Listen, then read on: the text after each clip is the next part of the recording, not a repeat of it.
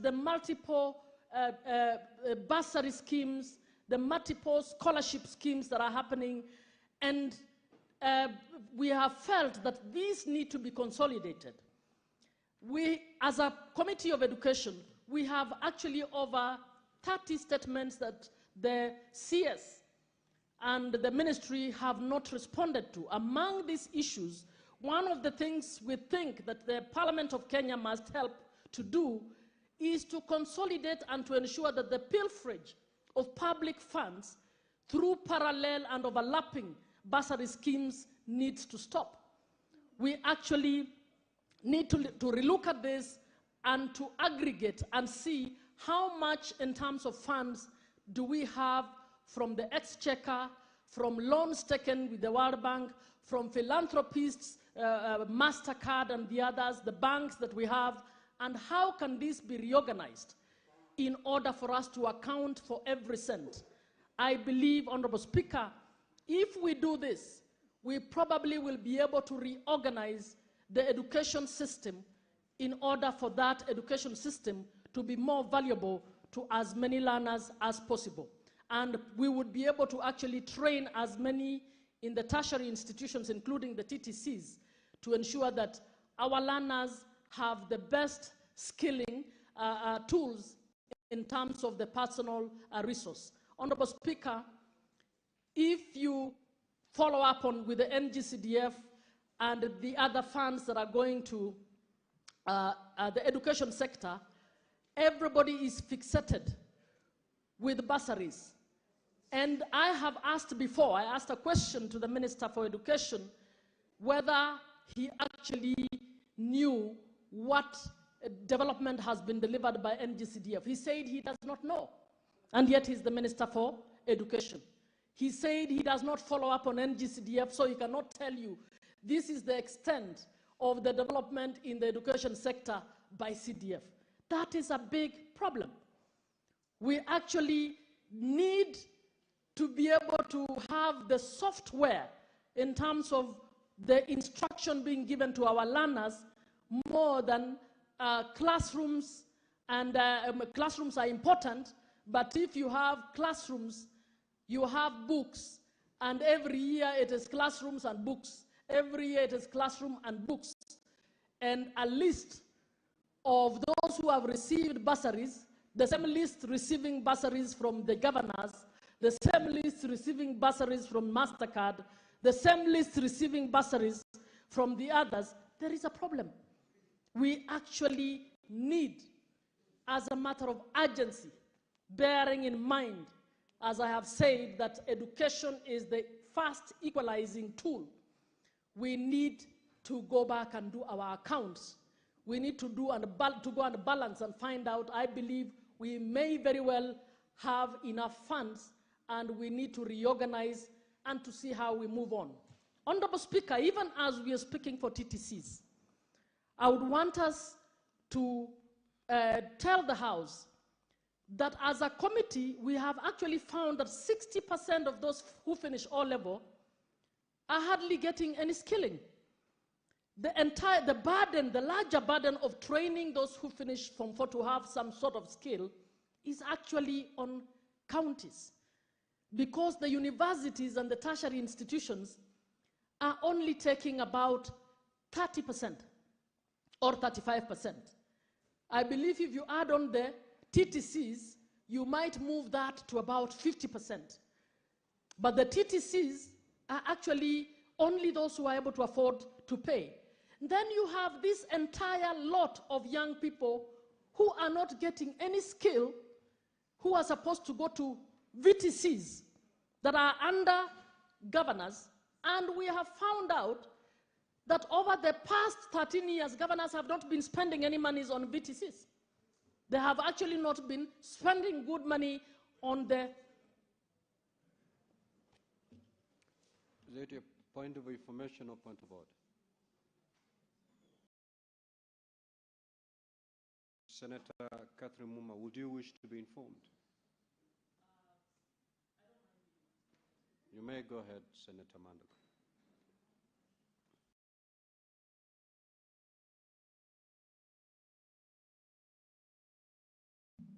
Thank you very much, Honorable Speaker. Honorable Speaker, I would like to inform Senator Kathy Muma that a number of counties from 2013 have actually been putting funds for VTCs. I say so as a former governor of Uasin Gishu County who served for 2 terms, and I ensured that there was 13,000 per student capitation for every student attending the VTC. And we made sure in all our 12 VTCs, the enrollment was more than 400, and Senator Betty Montet can bear me witness. Thank you very much, Honorable Speaker.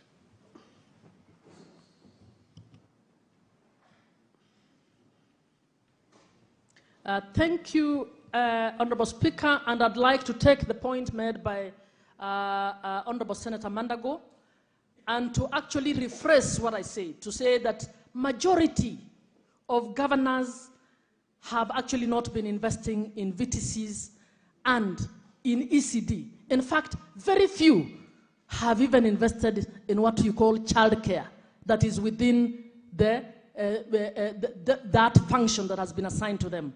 In Uasin Gishu, we would like to confirm not one more VTC has been built since you left. So we've been checking, and since we started monitoring on this particular function, some governors are busy now trying to build some ECDs. Some had not even built any ECDs. We visited Busia. You saw what we saw. Some of them have all of a sudden realized, my goodness, we are supposed to be doing something. And yet, this is important. Education is important, and both levels, national and county governments, need to imagine the way in which we can actually functionalize our VTCs. Our VTCs are stigmatized. They are called village polytechnics. And because they are called village polytechnics, a number of governors have not seen the need to actually put in funds. So, Senator John Yutu, I'd like to thank you. I think what you've brought up is absolutely important. But of all the things that I've raised, I think as a House, and possibly together with the National Assembly, we need to seriously do the young people of Kenya a favor and relook at the education system and ensure that we are not dumping our youth after they finish Form 4. That is a time bomb that is awaiting this nation. We congratulate the governments where they have done something, but what needs to be done is a lot more. And I fully, heartedly support the need for TTC training to actually be included in receiving the public funds to support those teachers. Thank you, Mr. Speaker. Senator Abbas. Yes, Senator Fatuma Dulo, what's your issue? Sorry, Mr. Speaker, it's not that I wanted to contribute to this motion, but Mr. Speaker, you made a ruling on the floor of this House about 3 weeks ago, and the ruling said that the IG should submit the report on my shooting that happened in Isiolo County by 20th. Today it is 25th. Up to now, there is no response from IG. I would request you to intervene, Mr. Speaker, sir. Now, clerk, ensure the IG appears before the Senate on Tuesday at 2:30 next week. You may proceed, Senator Abbas. Thank you, Honorable Speaker. Honorable Speaker, I wish to also contribute to the motion. Honorable Speaker, actually, teachers are the most disadvantaged public servants in this country. And teaching is actually a noble career. But of course, it has been taken to be a second fiddle to all other jobs, simply because of the way it is being paid, the way it is, teachers are not taken care of, the way they are not being, welfare is not being taken care of. As you see, when teachers are employed, the remunerations and the other allowances are not even mentioned. But of course, in other civil servants, you hear house allowance is mentioned, health is mentioned, everything is mentioned. But teachers struggle for all those things. And the most disadvantaged, actually, and this is actually a very noble profession. But of course, Kenyans have taken this profession as a second-class business. Honorable Speaker, this country is actually dreaming to be an industrialized country and actually go at the bow with the Singapore has always been sung by everybody and all politicians. But of course, we cannot be able to reach that stage with this kind of, business of, neglecting teachers, not supporting teachers, especially in the education system. Teaching has actually become second option for everybody, each of us, or all those who went to school, because of the way it is being paid, the way it's been handled, and it is not actually taken as serious profession as any other profession. And therefore, if this country has to move forward, I think it is high time that teachers' welfare must be taken care of. They should not be stricken for their health. These are people who are in class almost 24 hours. They stay in classroom. They teach your young kids, handle your kids. While other people have no time even to do their own business outside their job. These are people who never enjoy even live. Honorable Speaker, this country actually, the CBEC, I don't know what you call the CBC or CBE, system of education, is saying every Kenyan must go to college after Form 4 and universities. The number of students are increasing, but they don't even have enough infrastructure. The government is spending 700 billion. That's almost 26% of the GDP of the current budget. Out of the 2.7, of course it's 4.7, but what we know, I know what you call it is about 2.7. 700 billion is going for education. And that is not even enough because of the system is not well planned. The CBE system of education that is now currently ongoing is actually creating a class in Kenya. Class system. Of course, when the student comes to you, the child will tell you, I'm giving homework, and as a parent you must do. We have students who have never gone to school. They don't even know what the ABCD is. The students have been told, go and buy books, go and buy boxes, go and do knitting, go and do cooking. My friend, this is what's supposed to be done by the moms at home. Exactly. You are making students busy on irrelevant things. You see a class, a primary kid carrying 27 books, encyclopedia. Why will a kid of class 3 who was not even able to read, how are you going to use the encyclopedia? It's actually, the students are now developing handbags carrying loads of books. They are being told to wake up at 5 in the morning. They go there when they're sleeping. They're being taken in schools, round and round. The buses are carrying them, and their kids are sleeping in the buses. That kind of education will never help anybody. Honorable Speaker, one other thing is the system, the new system of education funding is also biased. Because the categorization actually, I don't know, category C, category B, I don't know what it is. I don't know how that is classified. What criteria people are using. Because most of the students cannot be able to meet those criteria, and those criteria have been developed in somebody who can afford to pay school fees for his kids.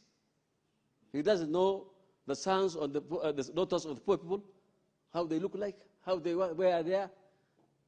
They have been told that this thing is classified, and then class B gets this amount of money, class C gets this kind of, this is not the system that we want to have in this country. Honorable Speaker, I think the old system of funding on help, loans, and these things will be followed.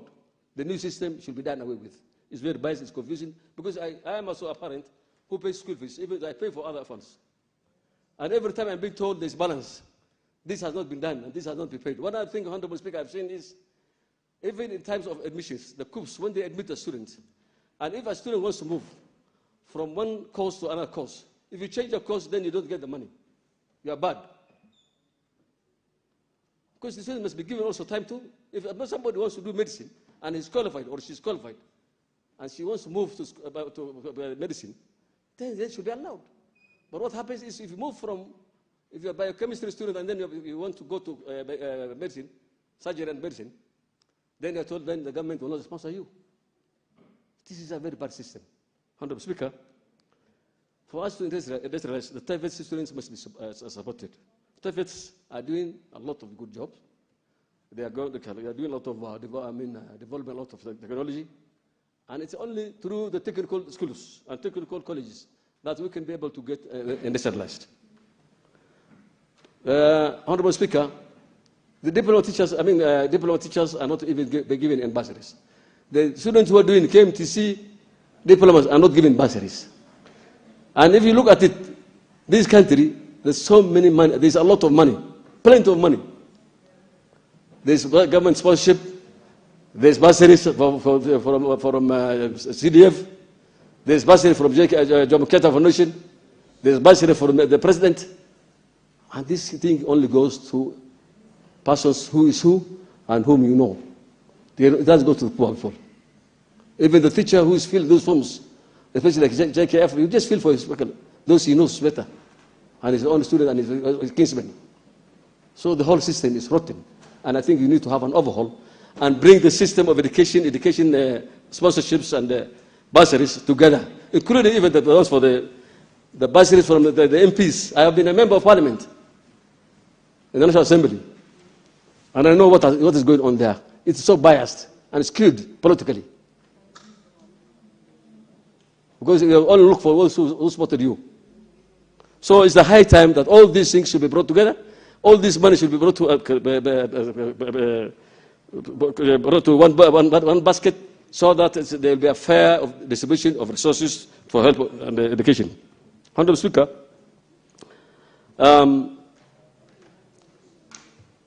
the students in the colleges actually are really having problems. Even the TVETs and the teachers' colleges, they are in boarding schools. They are not even paid well. They don't have sponsorship, and the students there are actually almost starving. Yeah, Honorable Speaker, with the 700 billion available for the Ministry of Education, it's the high time that this country must come back to the drawing board, that to look the CBE system. We don't want to play politics in our education system. Most of us who are here today, I'm sure, none of our children are going to schools, public schools. Let's be honest. People have gone to national schools, international schools. They're taking their children to international schools. So you're living the poor people. So what now I'm saying that this class system, simply because you're teaching how to cook and bake breads and these things, then you want to have more domestic workers. Then what the professionals and the doctors and all these things. You're breeding here and educating more domestic workers. So that's why I'm saying there's a class system in our education system. Thank you, Mr. Speaker. I beg to support. Senator Osotsi.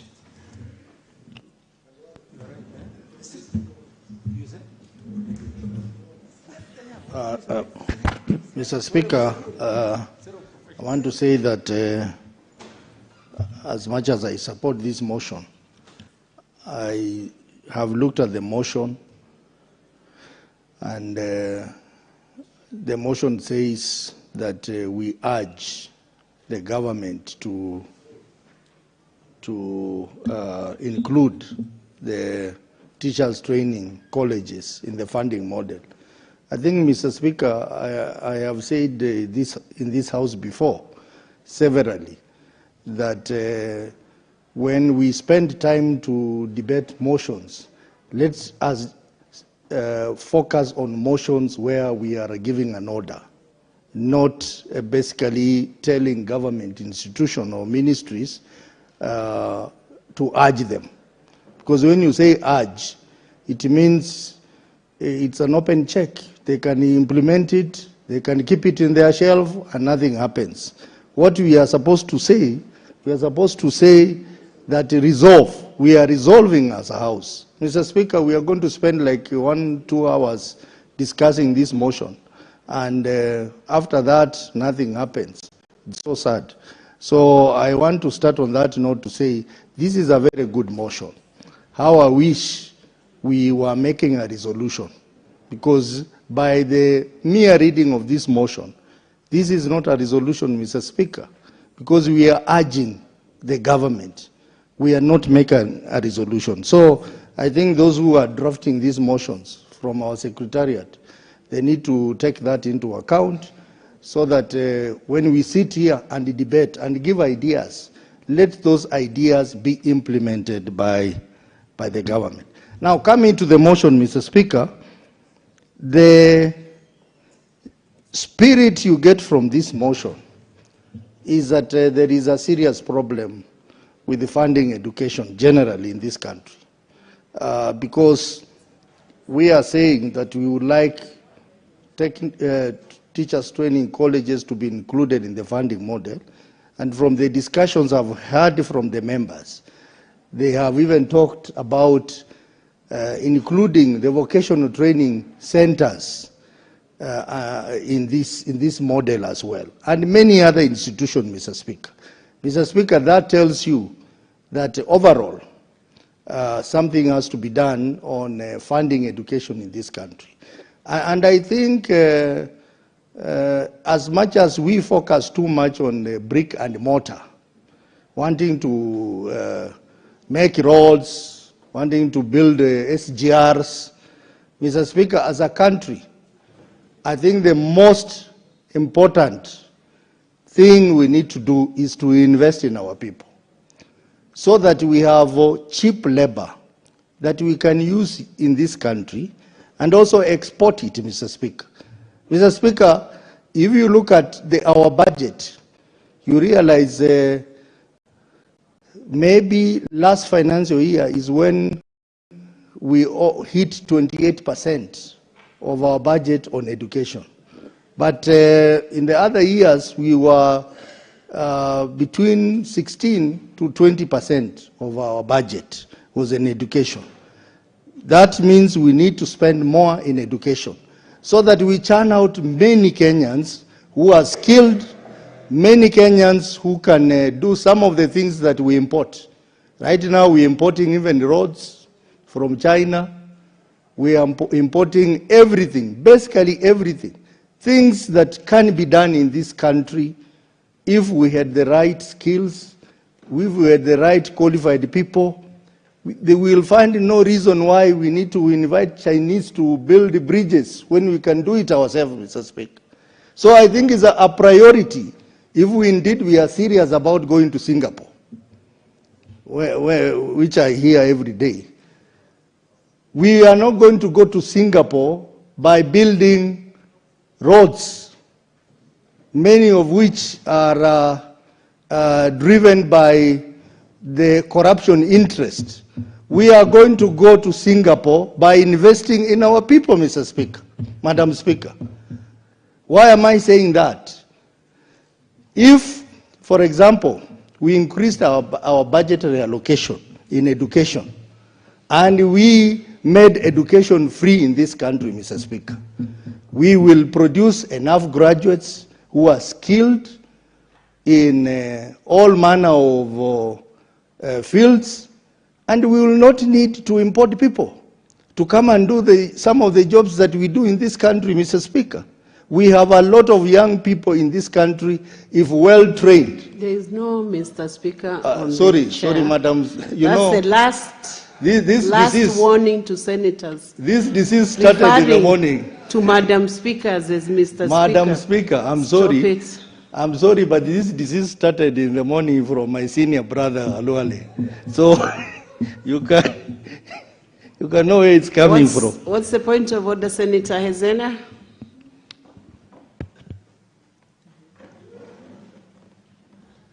Madam Speaker, is it in order for the Senator for Vihiga County to mislead the House that indeed investing in roads is not investing in the people? For some of us who come from very marginalized parts of this country without roads, we know the detrimental effect of not having proper infrastructure to connect citizens to basic needs across the country. And so, Madam Speaker, I think on a statement of facts, he is misleading the House. Thank you.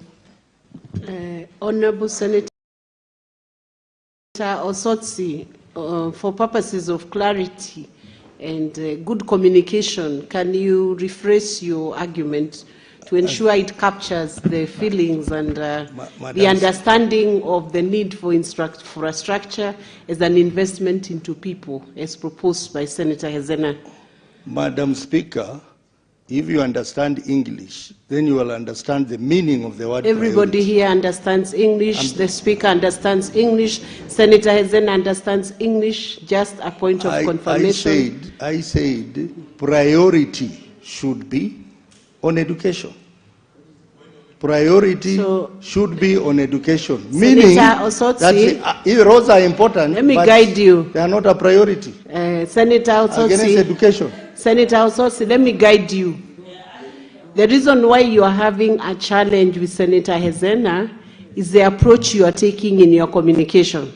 Even in your response, you begin your sentence with, if you understand English. Of course, every senator here understands English. So can you do clear communication in proper English? Madam Speaker, so that I don't waste my time, I want to say that priority, Madam Speaker, priority is... Honorable Osotsi, hold on. What is the point of information, and would you like to be informed by Senator Madago? Senator Madago, you know, is a former governor who was involved in education issues. He can inform me. Senator Madago, please inform him and inform him adequately. Yes, Madam Speaker, I just wanted to inform Senator Osotsi that the current administration has actually doubled the funding to education from a tune of 350 billion to the current 700 billion Kenya shillings. And has also employed, for the first time since independence, this government has employed 100,000 teachers. Honorable Speaker, a clear indication that this government is investing in its people, not for now, for now and in the future, and that is why we even have a sovereign wealth fund. What is your point of order, Senator Cherarige?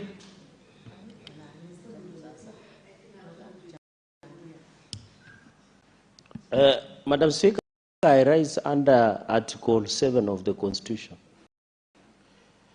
Because Senator Osotsi saying Senator Lemaletian, if she understands English, is unconstitutional.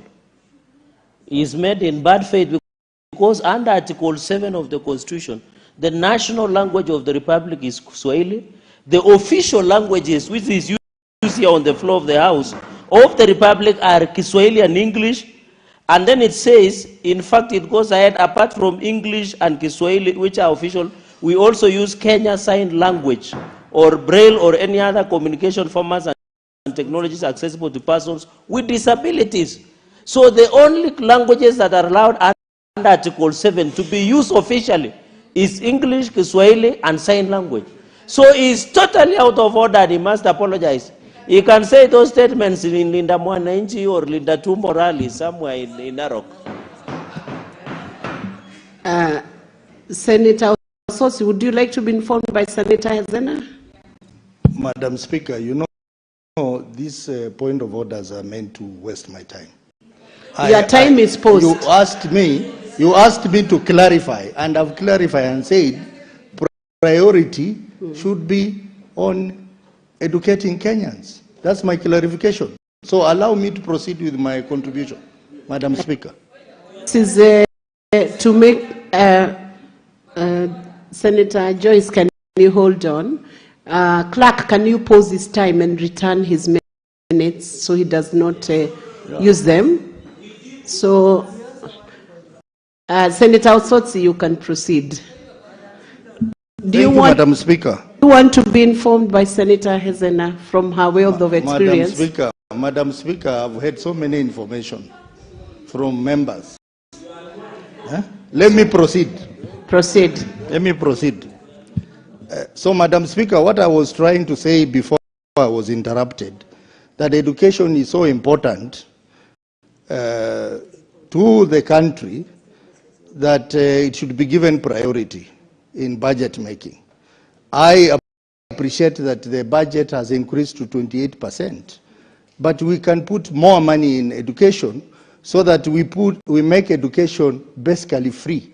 And that would be the most important gift we can give to Kenyans, because with education, as Senator Muma has said, it becomes an equalizer, so that many other things that indirectly rely on education will also be have a multiplier effect on those other things. And I was giving an example that why would we import skills, for example, in road constructions, when we can train our people, our engineers, to be very world-class engineers, so that we spend less money in road construction, for example, Madam Speaker. Madam Speaker, even ICT, where I belong, these big ICT institutions like Safaricom, why would they, for example, improve the capacity of our own local ICT engineers? We would reduce the cost of doing that, and that will have a multiplier effect on our education. So my view is that education is such a critical aspect to our life that the government needs to consider making education free by increasing budgetary allocation to that sector, and then the other things will flow in, including the things which Senator Cheregei is always very protective, the things of going to Singapore. We can go to Singapore through software, not necessarily hardware. We have to look at these things, software and hardware. What do we need to invest in? It is not necessarily brick and mortar. We can invest more in health so that we have a healthy society. We can invest more in education so that we have an educated society, and therefore everything else will flow. Madam Speaker, even talking about investment in education, we have a lot of money in this country. What we are lacking is just appropriate allocation, Madam Speaker, and the wastages in government. Madam Speaker, it doesn't make sense at all that one institution in government or a small office in government can be given 17 billion.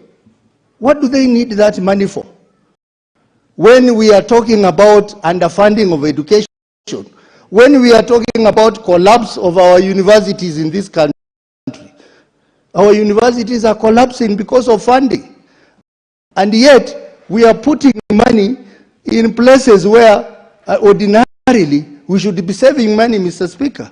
So that is why some of us, when we question this myth of saying we are going to some other small country in the Asia, and yet we cannot make quick fixes to our software including education, including health, then we are lying to ourselves and basically not moving in the right direction.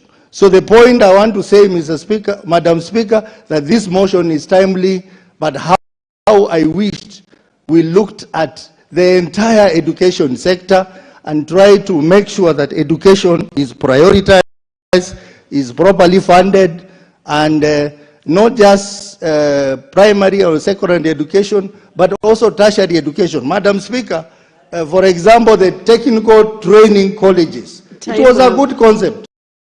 No, I still have time.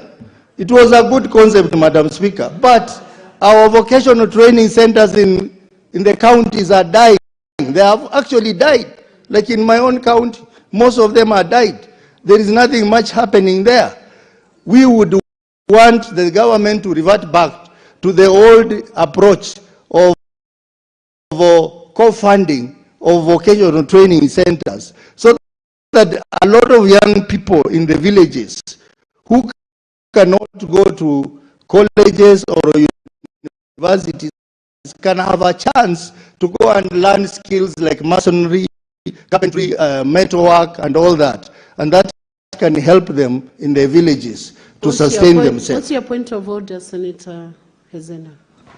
Madam Speaker, again, it is on a point of a statement of facts. You know, I really respect our ranking member, the distinguished senator from Vihiga. But is it in order? Okay. Thank you for that correction. Madam Speaker, is it in order for the senator for Vihiga to allege that Singapore is a small country when its GDP ranks way higher than Kenya's GDP? And also, it is important, Madam Speaker, for him to restrict his arguments to maybe the confines of Western Kenya. Because, Madam Speaker, when he talks about priority areas, as much as education is very important in our country, there are other very dire priority areas, like access to that education is a huge problem in Samburu. Madam Speaker, secondly, there are people who are starving in some parts of Kenya for lack of a basic commodity like water. Dams are a priority in some parts of Kenya, Madam Speaker. It is important that he bases his arguments on facts and speaks as a national leader, as the deputy party leader of the Orange Democratic Movement. Thank you. Hezena, Madam, what was your point of order based on?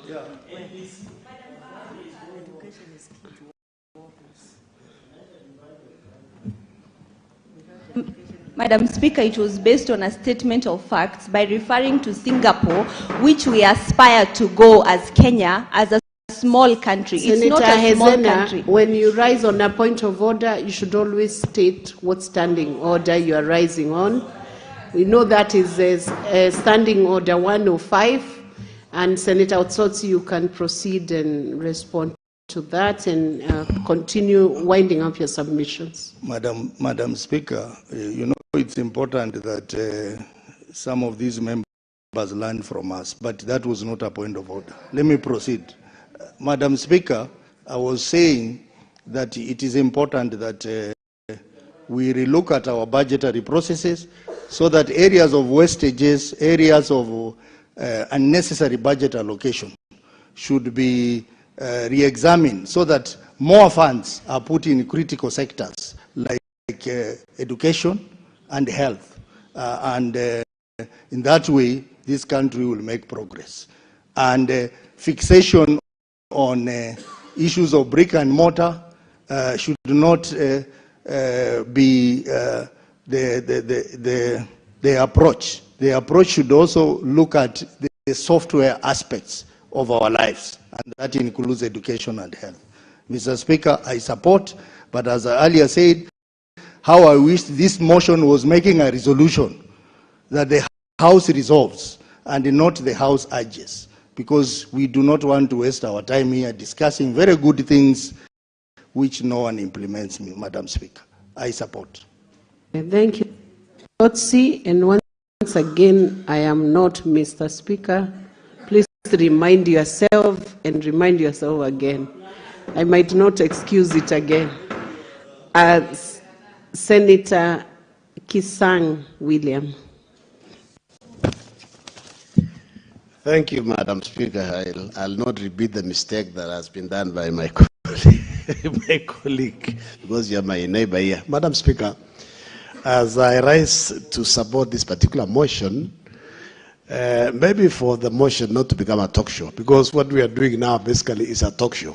And we used to do a lot of this talk show, both in Senate and National Assembly, because when you say we urge, you know that urging, as soon as we vote on this particular motion, it will go nowhere, because even the implementation committee, which is basically the standing committee on education, will do nothing because the House will not have resolved. I wish maybe the move of the motion, if you would be allowed, maybe to redraft it so that we resolve as a House to ensure that our teachers who are training in teacher training colleges are included in the funding model.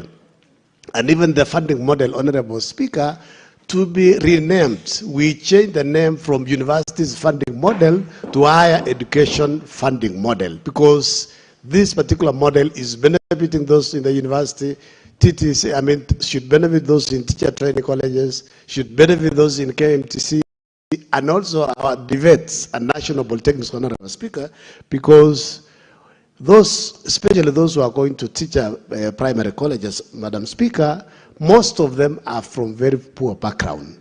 I saw you were very surprised that when Senator Muma was speaking, up to actually 1990, all those who went to the university, even those who were in teacher training colleges, they used to pay nothing.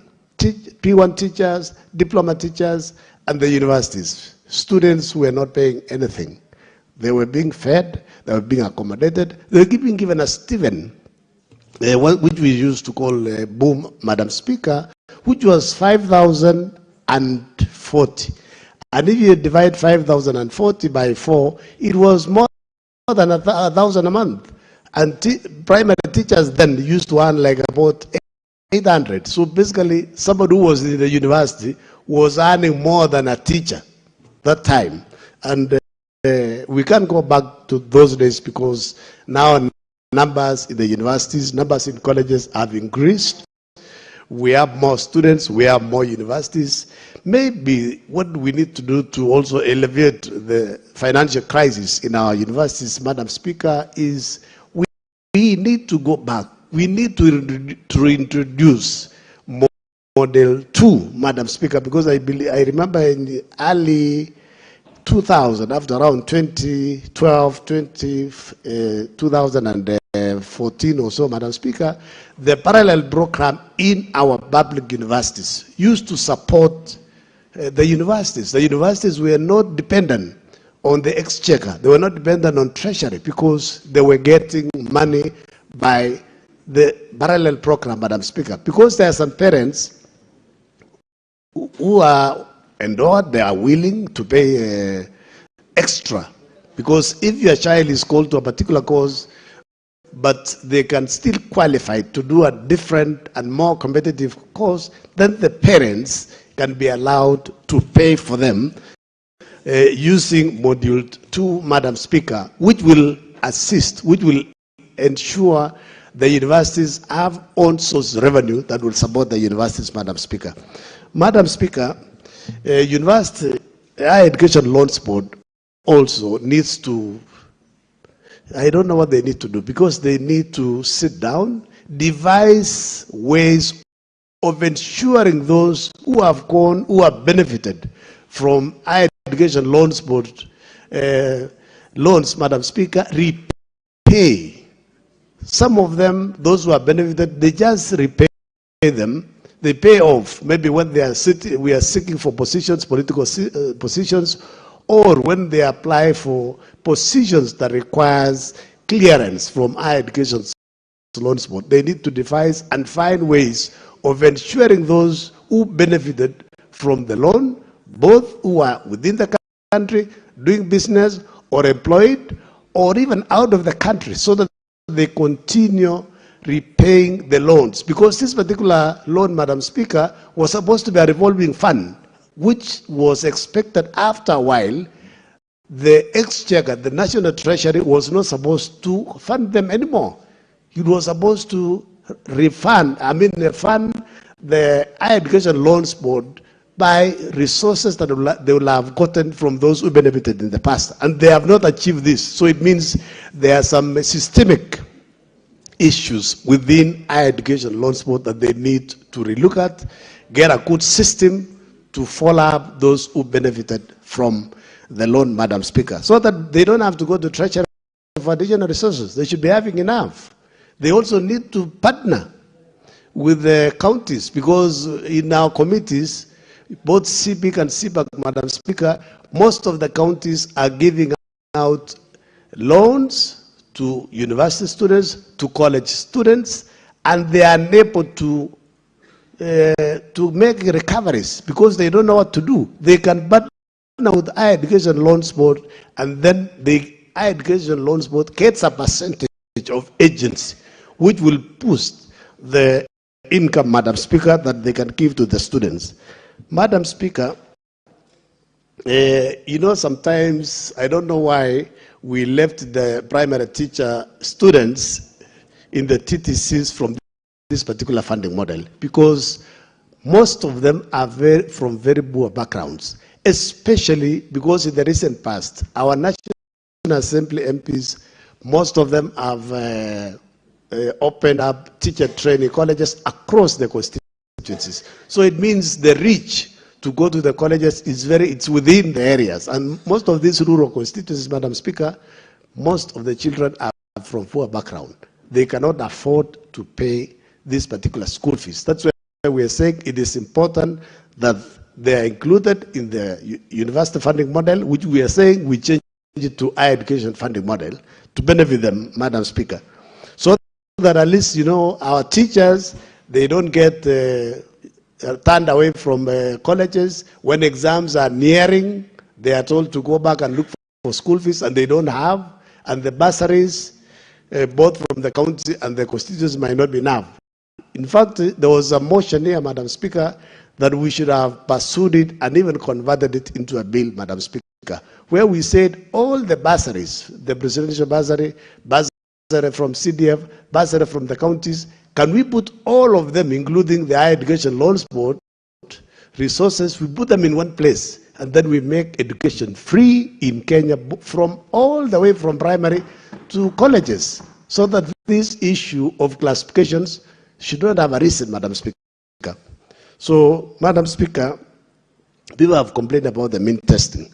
So maybe it's also important that we ask the Minister of Education to relook at this particular system. What is this mean testing? What are you looking for? Because it's very easy to also follow up. If a child was in a public primary school, went to a public secondary school, and they've been supported all along, maybe by well-wishers, they've been supported by bursaries. So these are the things that you need to look at.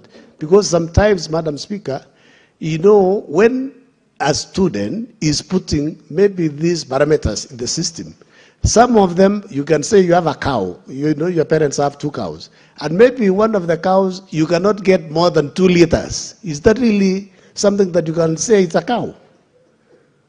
And there's a cow that is maybe, it can give you 20, 40, 50 liters. And that is maybe worth about 150,000. And there is a cow that is about 15,000. If you sell that particular cow, then what happens? So they need to relook at these parameters where they are looking at to achieve a mean testing for each of the students, Madam Speaker. Madam Speaker, I know those days, those of us who went to the university free when it was still free, but it was not really free, because I think the loan was very minimal, because some of us, we cleared the university around 91, we still paid, because I remember from 1990, then that particular time, they changed, and we went to KCB and other banks to collect our boom. But before then, they used to bring cash to the universities, and then you go to the nearest bank, was it Post Bank, you are given a pass, where every time you withdraw, they deduct what you have withdrawn. You know, Kalwale is looking at me, because he also went through the same process, but it was not free, but eventually we paid. And I want to report to this house that I'm among those who has cleared. I paid about 56,000 for the 3 years I was in the university. So it's also important. We urge our friends, Kenyans who are listening to us, please, if you benefited from Higher Education Loans Board, start paying if you have not paid, so that the children of Kenyans from poor background can benefit, because government was able to help you. Please pay your debt, so that those who are in need may be able to benefit. I remember, Madam Speaker, before going to the university, we had to go through youth service en route to the university. And it was bad of discipline.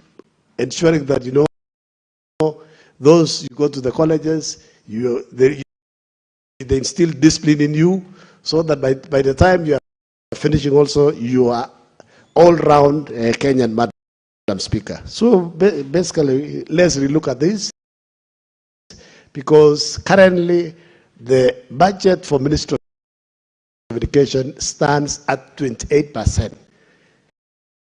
The 4-point-something trillion that we are saying we have in the budget, half of it is going to be debt. What basically remains is about 2.7. 700 divided by 2.7 is close to 30%, which is basically 28. So we need to devise ways of ensuring we raise funds for our education systems, so that it becomes an equalizer. There are people, some of us, our parents never went to school. We didn't have resources to go to school. It was courtesy of higher education loans board, and I mean the government, that we are able to go to the university and get employed and go back to the society and assist. In fact, for your information, some of us used what we used to call the so-called boom to pay school fees for our siblings. Now, how about those who are poor now in the university? They are being chased. Sana katika serikali yetu ama katika taifa yetu ya Kenya, kwa sababu kama hakuna walimu, hatuwezi kuwa na speaker kama wewe ambaye unaweza kuketi hapo na kuongoza ili bunge la seneti. Hatuwezi kuwa na hata president, hatuwezi kuwa na maseneta kama sisi. Kwa hivyo walimu ni watu wa muhimu sana, na ningeomba Madam Speaker, huu mjadala ama hii motion iweze kuangaliwa kwa utaratibu sana, ili walimu pia nao ama wanafunzi wa vyuo vya walimu waweze kupata boom kama vile wale wengine wanapata, ya kuweza kuwasaidia. Madam Speaker, wacha nikuambie uwazi kabisa, ni kwamba tunapata simu nyingi sana kutoka kwa wanafunzi wa vyuo vya walimu wakitaka tuwalipie, na mbali unajua kama sisi maseneta hatuna pesa za kuweza kulipia wanafunzi wowote school fees. Lakini Madam Speaker, ningeomba sana hao walimu ama wanafunzi wa vyuo vikuu vya walimu waweze kupata pesa kama vile wale wengine wote wanapata kutoka kwa vyuo vile vingine, kutoka mpaka TVET wanapata, na mpaka wanafunzi wa secondary school wanapata. Na sijui hao walisaulikia wapi, na ni watu gani hao walikuwa wanatengeneza hii mambo ya kupatia watoto pesa za kuweza kuendelesha kwa mafunzo ya elimu walikosa. Madam Speaker, wacha niseme ya kwamba hatufai kuwa tunapatia wale wengine wote pesa za kuweza kuwasaidia kusoma, na hawa ambao ni wa colleges za walimu hatuwezi kuwapatia. Na sijui hii ilipitia wapi. Na bwana Seneta Nyutu, na kushukuru sana kwa kuleta huu mjadala, kwa sababu hii kama itaangaliwa vizuri na hii kamiti ya walimu na waweze kuinclude, hii itasaidia sana sana sana sana, kwa sababu wanafunzi wetu wa vyuo vikuu vya walimu wataweza kusoma bila matatizo kama vyuo vile vingine vyote, na wataweza kusaidika, na tutaweza kuwa na walimu wengi zaidi, na elimu pia itaweza kusonga mbele sana zaidi na zaidi. Mimi ningesema hata wangeweza kuongezewa, na especially wale wanatoka kutoka kwa familia maskini sana, waweze kuangaliwa hata wakiwa kwa hizi vyuo vikuu.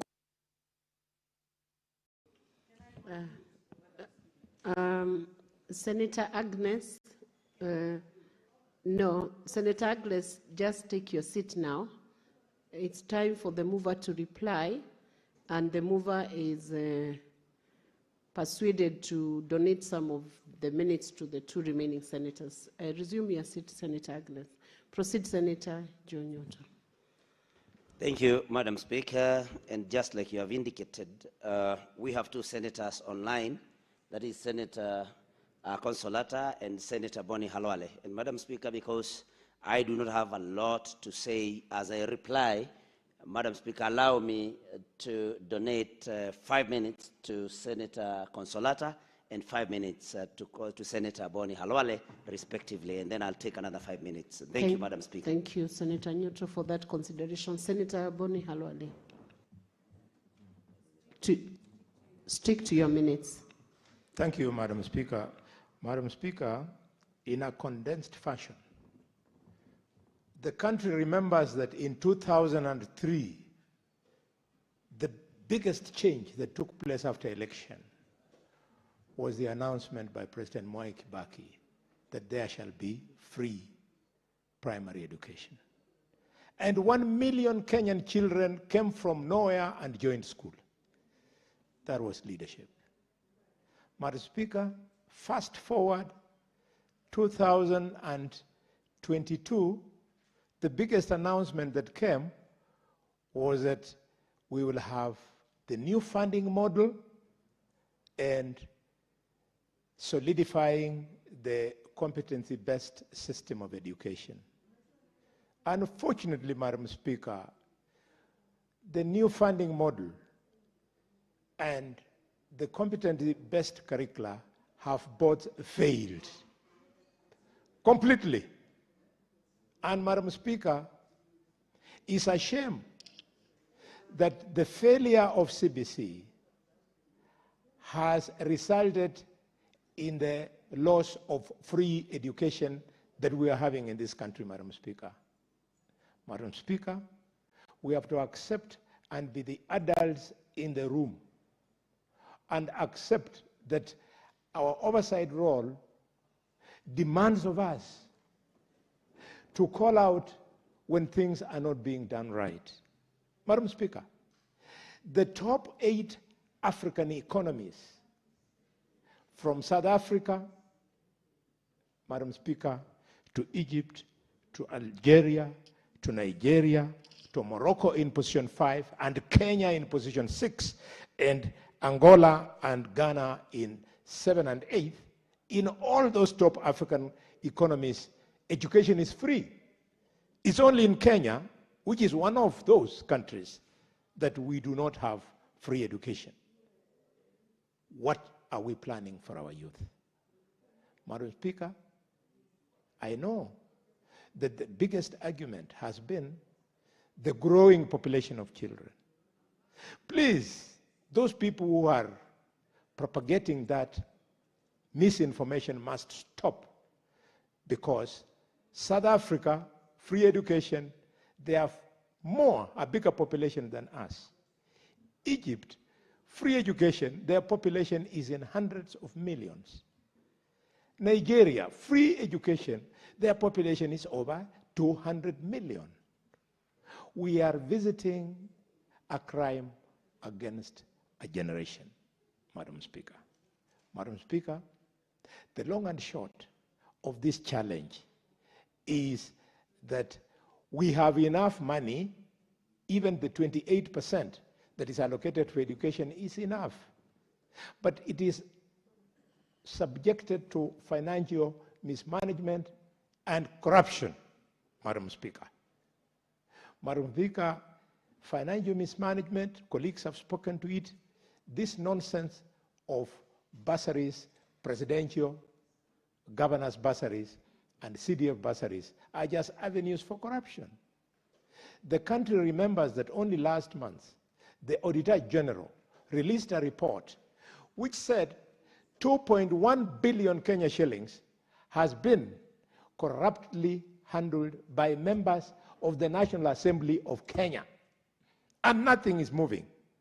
No action can be taken because the poor guys there cannot oversight themselves.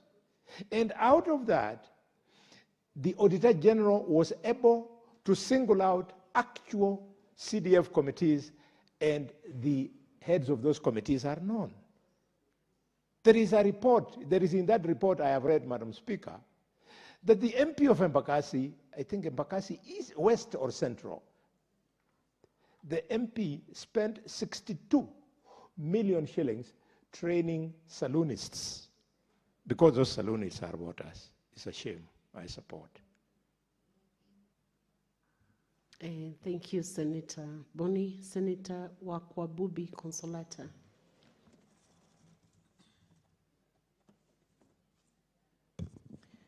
Thank you, Madam Speaker, for according me this opportunity to contribute towards this momentous or rather substantive motion by Senator Nyuthu.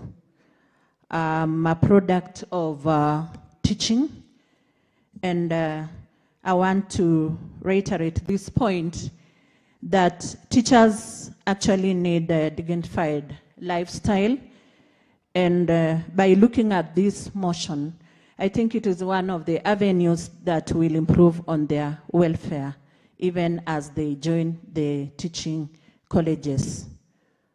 While I was growing up, I used to be told, and I quote, that teaching is a noble profession. Indeed, it is a sacred profession. It's a career of altruism because it is selfless. And I want to concur with what the rest of the speakers, honorable senators, have presented on the floor of the House today, because we are looking at an avenue to churn out a nation's human capital that is highly trained with a lot of quality presentations, because at times we compromise quality for quantity. So as a product of the same profession, I want to echo the fact that this inclusion aligns with the student-centered funding model, the goal that was intended for, to provide financial aid to the teachers, because most of them actually come from marginalized and minority areas. Some of them come from impoverished family backgrounds that are less privileged or underprivileged. So we want to echo that. And maybe as a house of legislation, although I stand to be guided and corrected, that if at this juncture we are able maybe to craft a subsidiary legislation to buttress this substantive motion. Otherwise, I want to support the motion by Senator Nyuthu and also call upon the House and maybe the Standing Committee on Education and other related agencies that we look at the role of Articles 43(1)(f), the role of Article 53(1)(b), the role of Article 55(a), 56(b), and 54(1)(b) in the Constitution of Kenya 2010. Thank you, Madam Speaker. I support the motion. Thank you, Senator Consolata. Senator Nyuthu, you can proceed to reply. Thank you, Madam Speaker. Allow me to say that I am very pleased with the very rich contribution and support that this motion has received from members from both sides of the House, Madam Speaker. And I wish that we can have that unanimity in all the matters that we prosecute in this particular House, Madam Speaker, because most of them are of national importance, but because of partisan interests, sometimes we are not able to agree. So, Madam Speaker, allow me to say that the spirit in the support of this motion is something that I really want to appreciate. And, Madam Speaker, allow me also to say, to thank the members, all of them who have contributed to this particular motion. And, Madam Speaker, even some of the contributions that were made, actually, I had not even thought about them, because there are senators also who thought that we can think of funding even other institutions that have been left out, or other levels of education that have been left out in the new funding model of institutions of higher learning. And somebody, one of the members, Madam Speaker, mentioned the Kenya School of Law.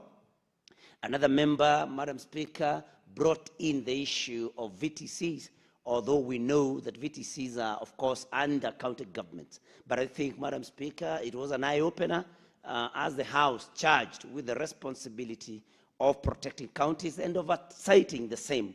That is something that we can consider looking at again, Madam Speaker, and generally to say that all of us are agreed that no learner should be discriminated against, because we'll be going against the spirit of Article 43 of our Constitution, Madam Speaker.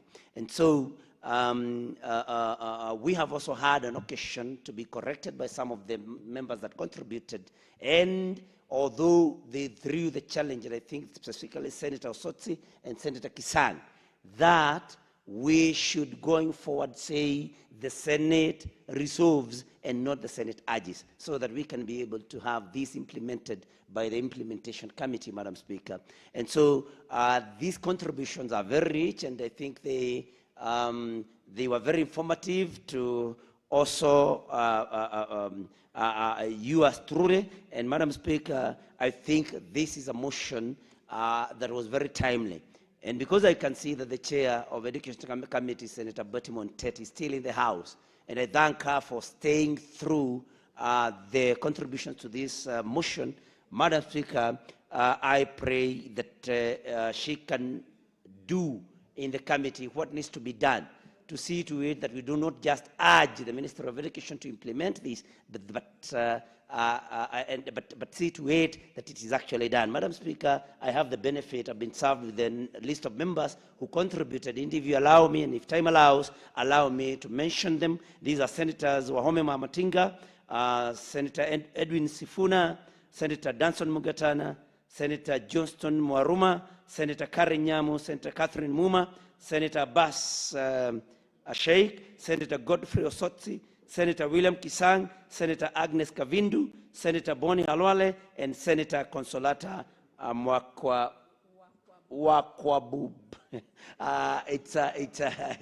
Yeah, and so I want to thank those senators for contributing to this motion, Madam Speaker, and I want to say that this is the spirit that should guide us in our deliberations in this House, like I had said, Madam Speaker. Allow me to say that where we differed, Madam Speaker, of course we are about to differ, because we, each one of us has their own heads, and of course they use their heads. Madam Speaker, with those few remarks, I beg to reply, but ask and request you that because we may not have enough numbers, Madam Speaker, if you could deem it fit, pursuant to Standing Order number 63.3, I request that you, the putting of the question be deferred to a later date, Madam Speaker, to allow a situation where we'll have an adequate number of members to be able to answer. I have already replied, but I think I leave it to Madam Speaker. So I thought, Madam Speaker, I think I leave it to your discretion as per Standing Order number 1, Madam Speaker. If you know, the members that are urging me have just come in, but Senator Nyoto, I think you have done justice to your motion. You have already replied to it, and that marks the end. You remember we did not have sufficient time, and we were winding up on the time available for that motion. And also to bring it to your attention that you as truly the Speaker contributed to that motion in your absence, and a few more senators.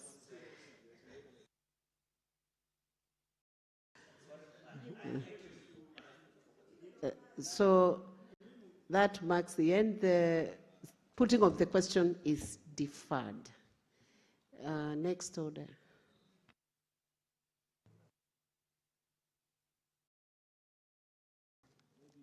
Order number 23, the County Government State Officers Removal from Office Procedure Bill, Senate Bills number 34 of 2024, second reading.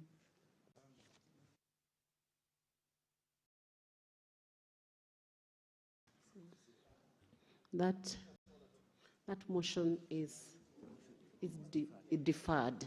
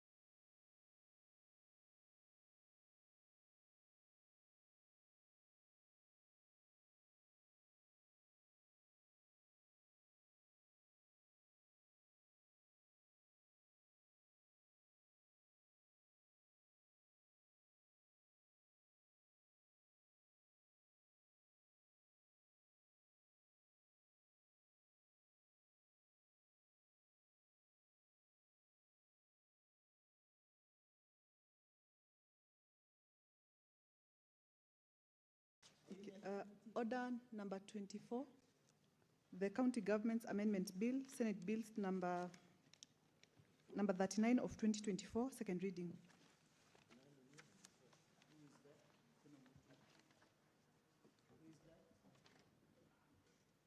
Senator George Bugwa is not present, so that order is deferred. Next order. Order number 25, the Street Naming and Property Addressing System Bill, Senate Bills number 43 of 2024, second reading. Senator Fatuma Dulo is not present. That order is deferred. Next. Order number 26, the County Government's Law Amendment Bill, Senate Bills number 52 of 2024, second reading. Senator Kadhuri Murungi is not in the House, so that order is deferred. Next. The order number 27, the County Government Laws Amendment Bill, Senate Bills number 14 of 2025. Senator Abdul Haji is not in the House. That order is deferred. Next. Order number 28, the National Construction Authority Amendment Bill, Senate Bills number 15 of 2025, second reading. Senator Eddie Okech, he's not in the House, so that order is deferred. Next. Order number 29, motion, reports of the Standing Committee on Health on the county oversight and networking engagements in Kitui, Makueni, Machakos, and Kiambu counties. Chairperson Health Committee, Senator Madago, is not in the House. That order is deferred. Next. Order number 30, motion, delinking junior secondary schools from primary schools. Senator Mwenda Gataya, not in the House. That order is deferred. That's the last order for the day. What's your point of procedure?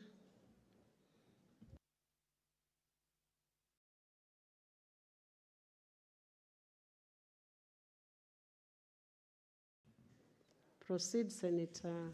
Madam Speaker, Cherargei. I hope you will indulge me understanding order number 1.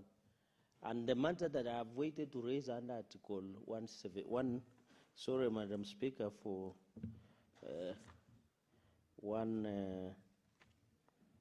I want so that my colleagues, 118, but let me start with standing order number 1 on observations of.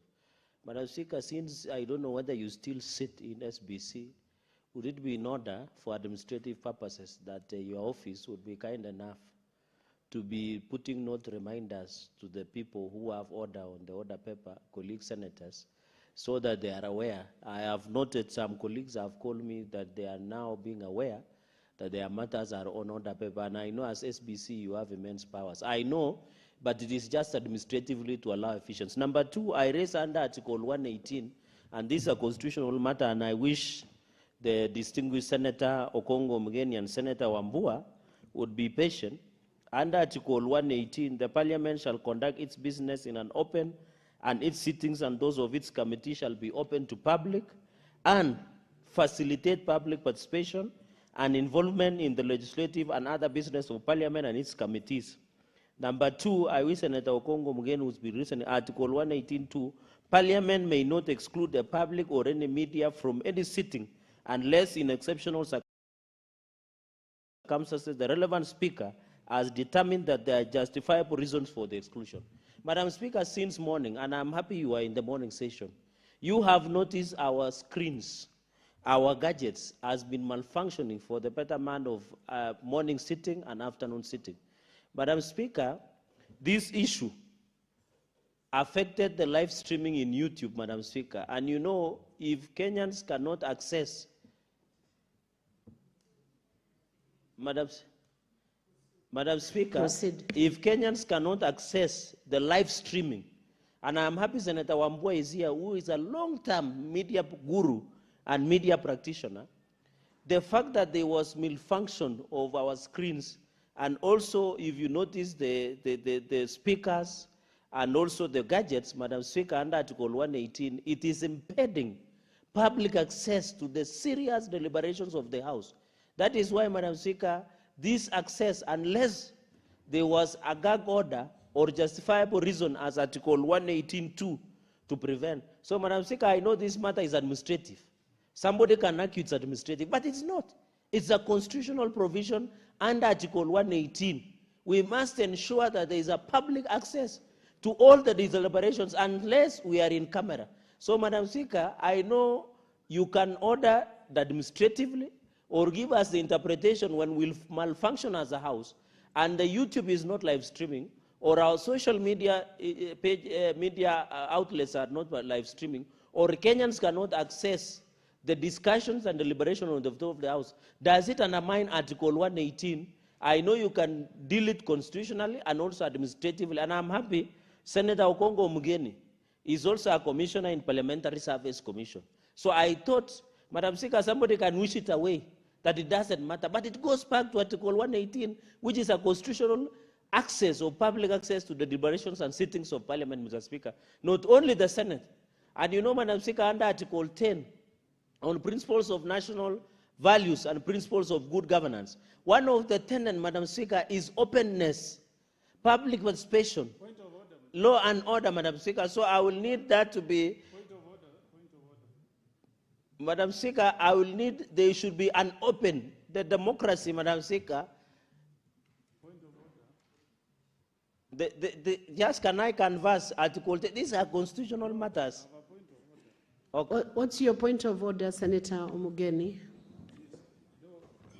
Madam Speaker, before you allow a matter to be canvassed the way it's being canvassed by my good neighbor, Senator Fernandi, the facts should be undisputed. I don't know how Senator Cherargei has ascertained that our transmission this morning was not on YouTube, that our gadgets were malfunctioning. I was indeed somewhere and I was watching the proceedings of Parliament live this morning. So before he's allowed to proceed the way he's proceeding, can he table evidence before the House to indicate that the gadgets malfunctioned this morning, that Kenyans were not receiving live transmission of the proceedings of today morning? Otherwise, you know, Madam Speaker, you'll be dealing with rumors. Anybody can rise here and address Parliament and say, we are not live on YouTube. Let us know from Senator Cherargei, on what authority is he telling you, Madam Speaker, that we were not live on YouTube?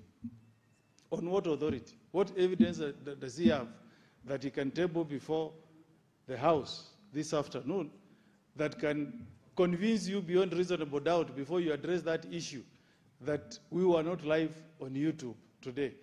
Because this is not a house of rumors, Madam Speaker. When you rise up and raise serious issues like this, especially when I'm not in the right mood, because, Madam Speaker, you know, the railway line that was meant to pass through Nyamira has been diverted to Sotik. And then from Sotik, we are being told we should just watch as it passes through Kericho to Sondu, then to Kisumu. Those are the issues we should be deliberating as a house, not telling us issues of us not being on YouTube, Madam Speaker. Those are the things I want to hear as a representative of the people of Nyamira, Mr. Speaker, that what has happened. We pay taxes like anybody. The people of Nyamira pay taxes like anybody, Mr. Speaker. And if you want to develop a country, Madam Speaker, you connect counties. This railway should be called inter-county railway line, all the way to Malaba, Madam Speaker. There is no way you are going to develop the economy of this country if the railway passes through Narok, passes through the county of Bomet, Kericho, then you skip Kisii, you skip Nyamira. And the people are serious economic movers in this country, Madam Speaker. You know the tea that comes from Kericho, from Nyamira, from Kisii. You know the bananas we supply to Nairobi, the traditional vegetables called chinsaga that comes from Kisii, Nyamira, the avocados. It is unthinkable, Madam Speaker, that a railway line can leave Nairobi, pass through Narok, Bomet, Kericho, and then you skip Nyamira and Kisii. We are being told that we should watch it on our neighboring, we just watch it pass. I can't board it and alight in Nyamira, Madam Speaker. So Tik is not Nyamira, neither is it Kisii, Madam Speaker. If you want me Senator to alight, Omugeni, if you want me to alight, Madam Speaker, to guide this, you, Senator yes, Mugeni, Madam, on the real question. Yes. Because the question that you rose to respond to was on the streaming. Yes, it's on the streaming. You bring a substantive question or substantive motion. But you know, that's a serious issue. This matter is a motive, Madam Speaker.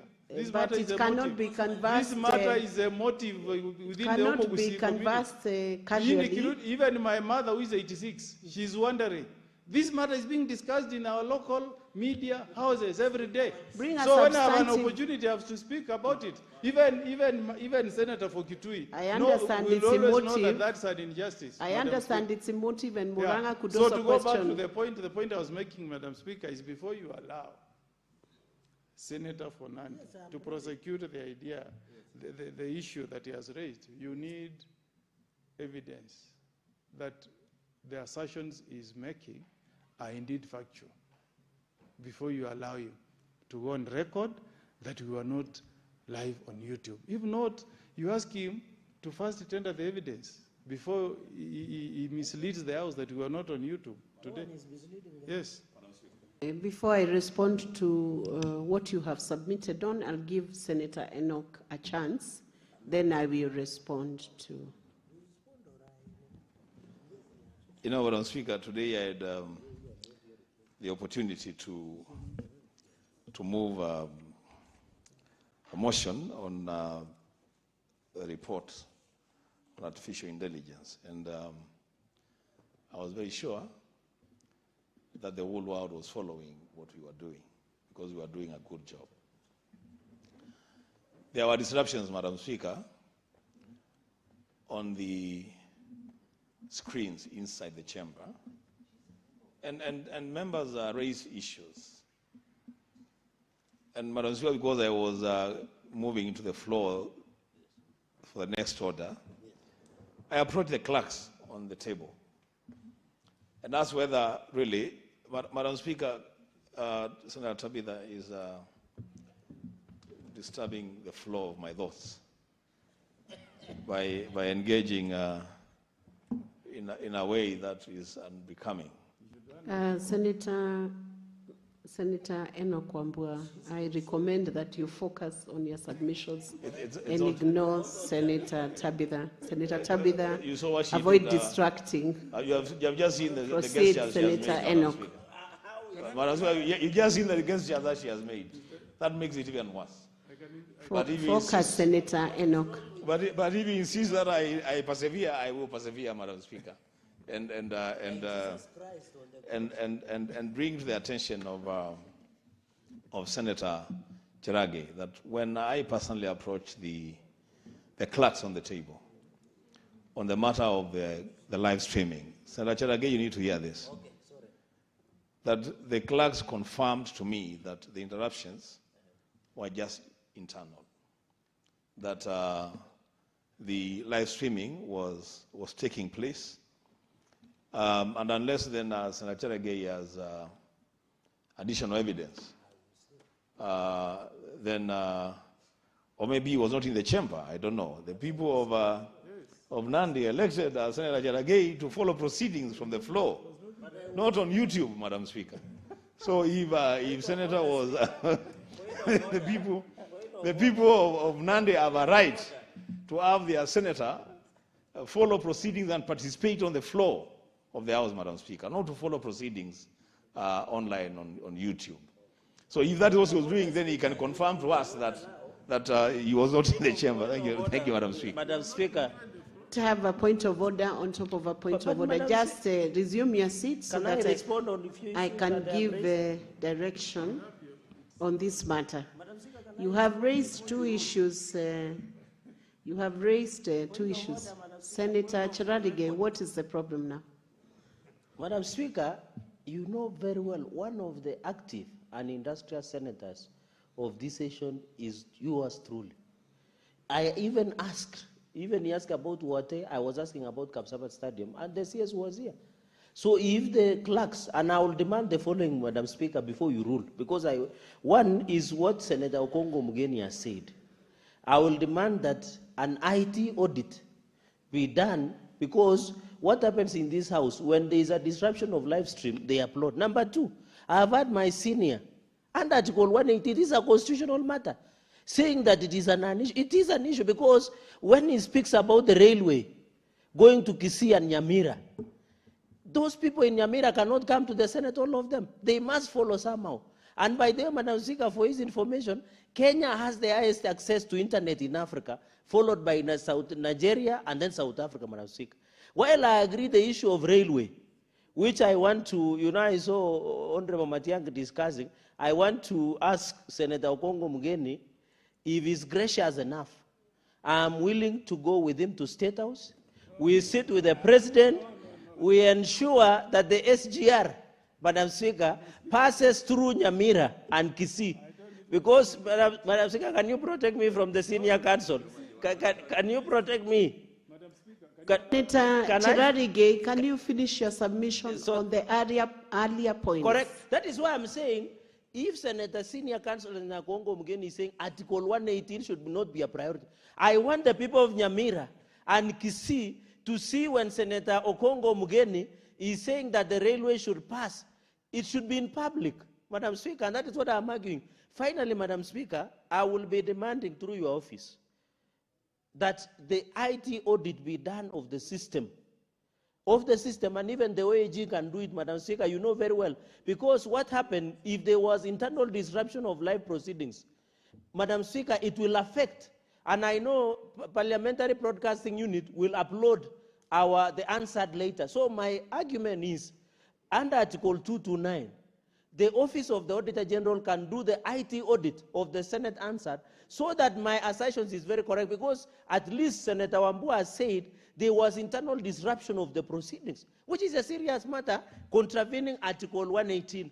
But to appeal to Senator Okongo Mugeni, who is a member of ODM and a broad base, I will go with him to the State House. We'll solve a small matter of ensuring the SGR passes Kisii and Kisumu, Madam Speaker. So, Madam Speaker, I raise my case and I request for favorable ruling on this matter.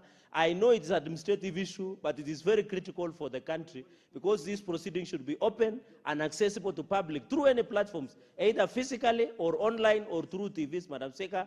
And we thank Kenya Broadcast Corporation, KBC, for tirelessly ensuring that proceedings from Parliament are accessible to Kenyans across the country through KBC. I yield back, Madam Speaker, and request the Senator we can go to State House after this. Honorable Cherargei.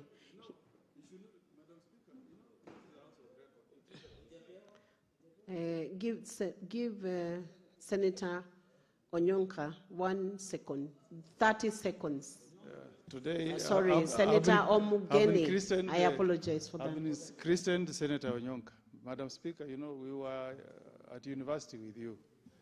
And Senator Onyonka has never been to that school of law where we were with you. Apologize for that. It's Omugeni. Yeah, but you know, Madam Speaker, the people of Nyamira, people of Kisii region, I'm sure they are watching these proceedings, or they will access these proceedings from YouTube. It's not proper for Senator Cherargei to mislead the people of Nyamira, the people of Kisii, that the only way the railway line will traverse through Nyamira or Kisii is only if I go to State House and kneel before the president. Mr. Speaker, Madam Speaker, that is not right. We deserve, Madam Speaker, access to the usage of the railway line the way my brothers in Bomet, in Kericho, in Narok deserve it. Mr. Speaker, when the president raised the Bible, when he was being sworn in, there is no Mr. Speaker here. Sorry, Madam Speaker. The president swore, Madam Speaker, he raised the Bible with his right hand and said he will serve all Kenyans. Madam Speaker, when KRA levies taxes, it does not exclude people of Nyamira or people of Kisii. We all pay taxes equally. So, Madam Speaker, the issue of the railway, we just want fairness. We want that development to extend to all counties, Madam Speaker. All the 47 counties deserve equal access to the railway line as long as it is traversing in that region. So that should be very clear, Madam Speaker. And I want to tell Cherargei, we don't need to go to state, Senator Cherargei. I don't need to go to State House, and I will not go to State House to beg on behalf of my people what they rightly deserve. I will not, Madam Speaker. Thank you, Senator Omugeni. Point is made. And yes, access is free to everyone without having to go to State House. But obviously, the State House also houses the President of the Republic of Kenya, and it's accessible to every Kenyan, including Senator Omugeni. But coming to the points that are raised, now, Senator Cherargei, maintain peace for now. I give direction on the two issues that you raised, that whether senators should, an administrative action that communicates to senators on what is on the order paper. I want to confirm that the order paper is always circulated 12 hours before any session, and it's the responsibility of the senators who have brought business to the floor of this House to ensure they are available during the session to execute their business without having to be reminded, because they have the mandate both from the electorate or from positions from where they have been sent to Senate to do. They have that responsibility, and they do not need to be coerced or pushed. They can actually take responsibility and prosecute their business. So on that issue, the order paper once circulated is good enough for the senators to read and come back to the sessions and make sure they are available during when the session is running.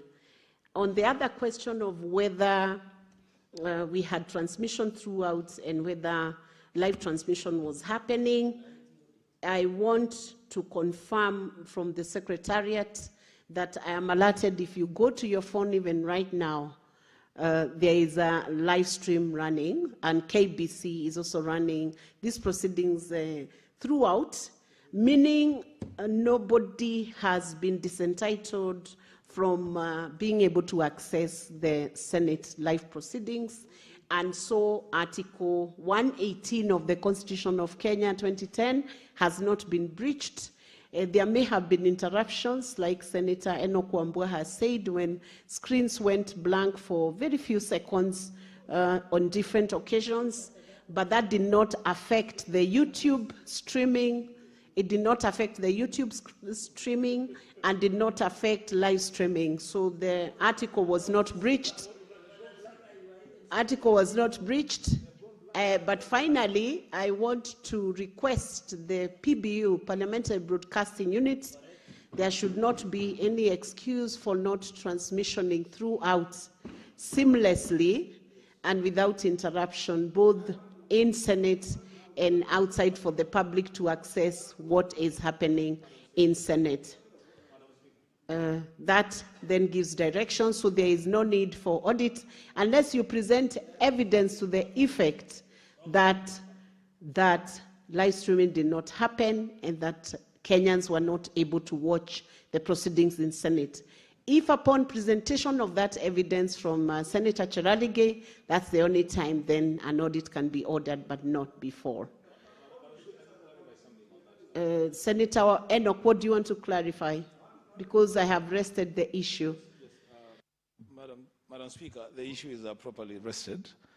Perhaps then the Commissioner, because he's seated with us here, Madam Speaker, the only thing that he can do for the benefit of all of us, because these are not decorations, Madam Speaker. There's a reason why these screens have been mounted. Perhaps then the Commissioner may take responsibility and report to the House, Madam Speaker, the contractual agreement between ourselves and the service provider, especially on the issue of uptime. At the uptime for these screens, what is the agreed percentage? So, Madam Speaker, we don't have a situation like we had in the morning where we have the Cabinet Secretary, they are responding to questions, and there are people who are monitoring the screens, and some of them turn yellow, others, I don't know why yellow, specifically yellow, they are turning yellow, Madam Speaker.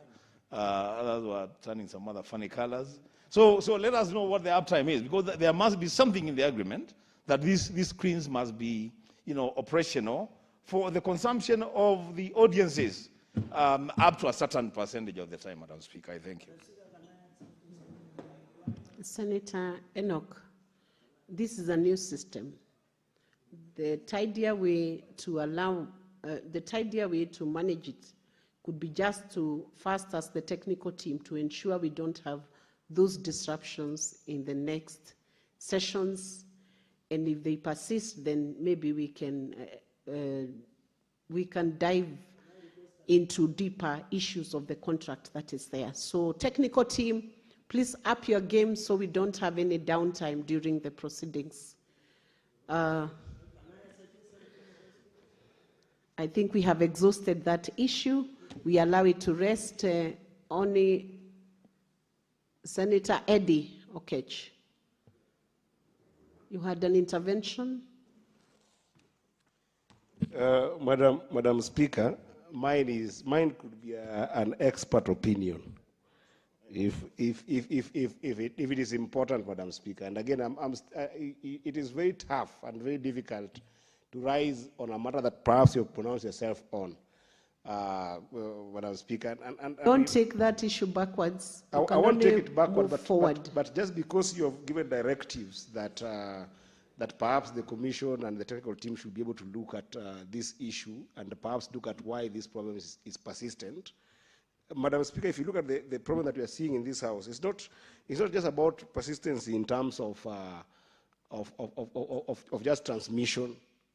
It is a number of things. There is quality of pictures, which insinuate the technicality in the system itself. There is blank images that come in anytime that somebody is speaking. There is sometimes when the mics cannot go on. And even at my back, one is blank, another one is not blank. So what is happening here, Madam Speaker?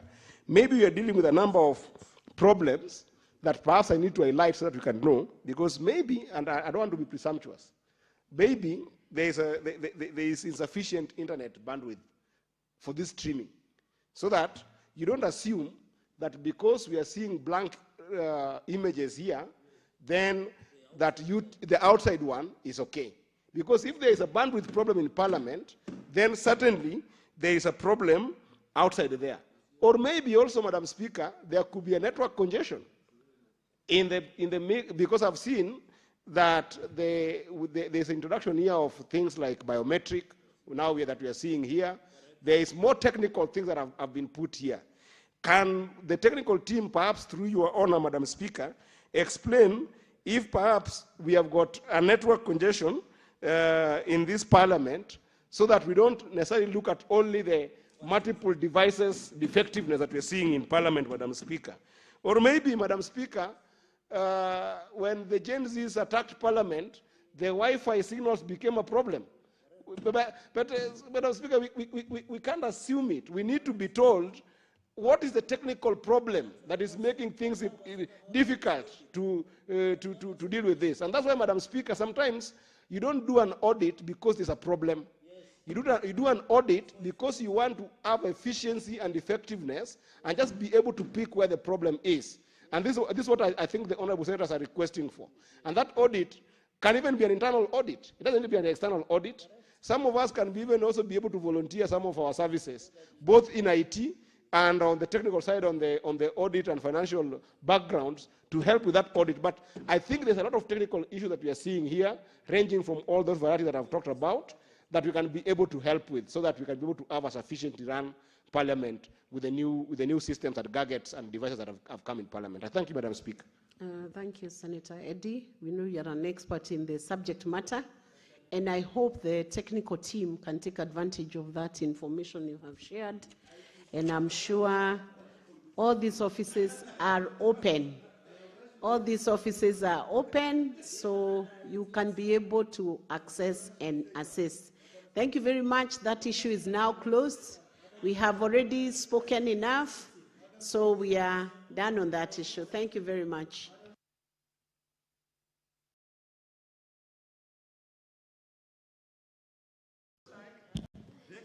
Honorable Senators, there being no other business on the order paper, the Senate stands adjourned until tomorrow, Thursday, 26 March 2026 at 2:30 p.m.